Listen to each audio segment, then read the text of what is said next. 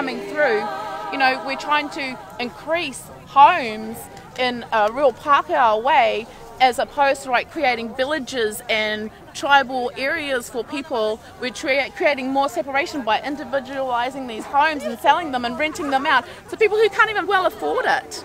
Like, who the hell can afford to buy these big homes on this whenua? No one can afford it. No tamariki can afford it. No future generations can afford that stuff. None of these big corporations are coming in, and Chinese and Fletchers and all these international corporations. It doesn't work. It doesn't work for us at all. So they've sold out. Have they sold out? If you find us in Elton, you're going to hide around here and look. And you're going to go look for us.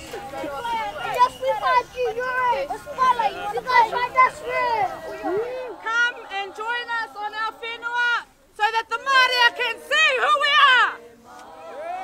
I am sick and tired of people telling us who we are not. This is us. It always has been and it always will be. Don't ever let anybody tell you otherwise. This is our home and we have shared it for generations. Welcoming people to our beautiful shore, Te Mānuka o Tiroa. Ara kumani ko tērā. You don't have to be here. You can make a choice. You can take leave. Come on. Do the right thing.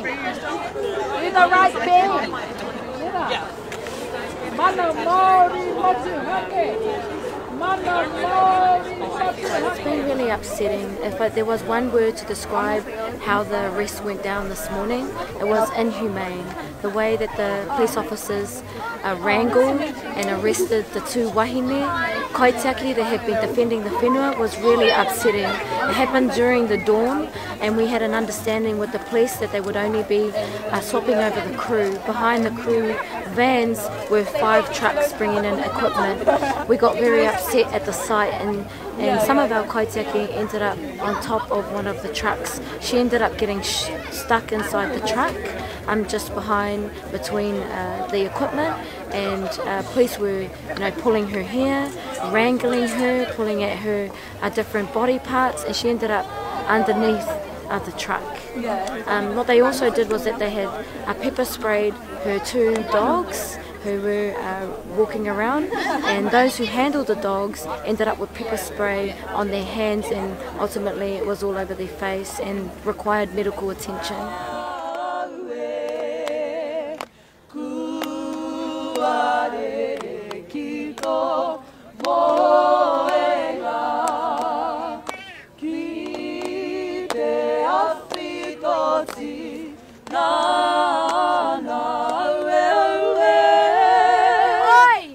Ihumatao, because it means they're turning the eye to the rest of the indigenous issues that we are suffering around the world.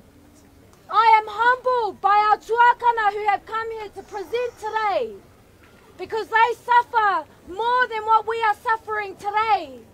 It is cold at Mauna Kea. They've been there for 5 years.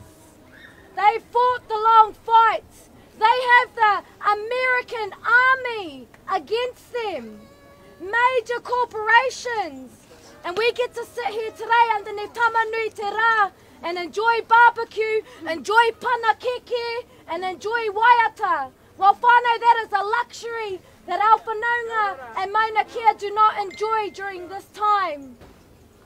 We are very privileged and do not take that for granted. But it means we must fight harder. We must be resilient, because we have to be resilient for the rest of the world. We carry that on our shoulders. They didn't call us once we're warriors for no reason. So aroha goes to our aina. Ka kaha, kia u, ka maia, kia manawa nui. Your fight is our fight. Your cry is our cry. And your struggle is our struggle. And we will fight together, because we know it is the indigenous people of this world that will save Mother Earth. I see the numbers increasing. I expect the intensity of this peaceful protest to increase, only because people are frustrated. You know, enough is enough. Ihumatao have endured ongoing generational injustices. You know, Ihumatao has also sacrificed so much for the greater good of Auckland. We were promised this last piece of land to share with the nation. And so that's what the people are here defending, but they're here also standing for Indigenous rights, feminism, anti-capitalism, you know, environmental degradation, and human rights, because our democratic rights have been impeded since the inception of this housing development. Fiti fiti ora huie taki e toi a mai te wakane